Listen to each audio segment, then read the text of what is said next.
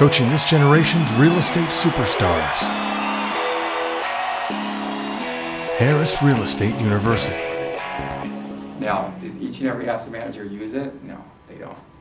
Would we like them to? Yes, we would, and we're definitely pushing it. But at least on our system right now, that gives you guys the ability to stand apart. Was anybody at the RioCon conference earlier in the year here in Anaheim? Oh, yeah. You were? Okay, Was that great. the AMP discussion one? No. No. During the RioCon conference, it was put on by Tom Moon. Oh, right, yeah. Okay. One of the things I liked about the actual conference was they had a panel of asset managers up on the stage, 3 of them, two gals and 1 guy. And they did a question and answer forum, which I thought was pretty neat. And the one question to the asset manager from Citi was, how do you guys select agents? And Frank stood up and he's the asset manager and he said, listen, I'm going to go into the system, I'm going to look for an agent that I do business with already, you know, obviously. But unfortunately, I don't do business with an agent in every single zip code throughout the United States. So the majority of the time, we're going to select agents.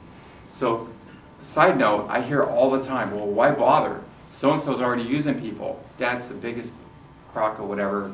Don't let that affect you, because the bottom line is, they don't know somebody in all the cities throughout the United States. They might have somebody in Orange County. They might have somebody in San Diego. You know what I mean? But don't give up. So then he says, now he goes, I can go into the system and I don't have to pick agents by who's closest no more. Now I can email their references. I can see if they've taken certification classes. He goes, and it helps us do our job much more effectively. So I would encourage you, if you guys are on various portals, which most REO agents are, find out if there's a way that you can separate yourself. Even if you have the ability just to put your resume on there, at least that helps, because you need to think about it. An average typical asset manager deals with between 100 and 200 files at any given moment.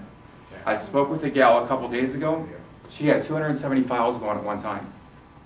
Okay, now you can imagine if they had 20, 30 agents that they were using that were like the examples I just told you guys about, that's a nightmare. And a lot of these asset managers get bonuses when they get these properties closed by the end of the month. So if they can find a good agent, why would they want to go somewhere else, right? The one thing I will tell you that I think about as far as these REO properties is if you think about the makeup of the industry right now, last year we had a lot of REO properties that were being held up. Because they were being held up, a lot of asset managers were laid off. That's just a fact. This year, okay, as we start seeing these properties come on, and this is a great example for agents that are brand new, think about this. As we start seeing these properties come through, these companies are going to hire brand new asset managers to handle the workload, guaranteed. They don't have any predetermined relationships with anybody. So they're going to go in there and they're going to select agents on whatever portal they're using, and I promise you, when you get a job, you need to kill it, you need to do a good job, you need to communicate, because when you do, that's business for the next 2 years. Now, you can have 10, 15 different clients, that's good. You can have one client that's a big fish, that's good. I have one gentleman that's in the LA area, has one client, and during the one client he had 350 files last year, close to 350 properties.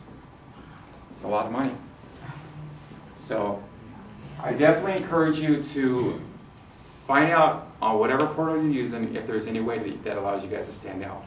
I also encourage you that you take each and every one of them seriously, because if you mess up on one file and that asset manager is in a bad mood or whatever the case is and writes something negative about you, you may be doing well right now, but next week it may be over, okay, like that gentleman earlier.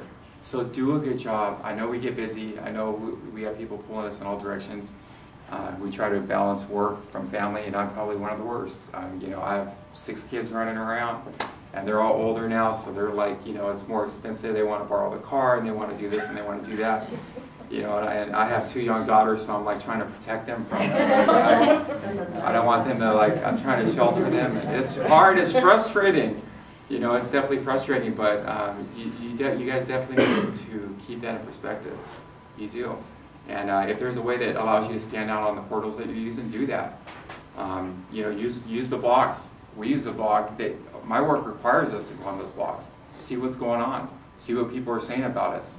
I see a lot of good stuff about us, and I see a lot of bad stuff about us. And then I try to call the bad stuff and just say, hey, you know, what's going on? There's a misunderstanding. Because a lot of agents I talk to think, well, Resident's not giving me any listings. Well, Resident doesn't assign listings. That's not what we do. That's not our job. We Our job's not to market you guys, that's your guys' job. For free daily coaching, go to timandjulieharris.com. Harris Real Estate University.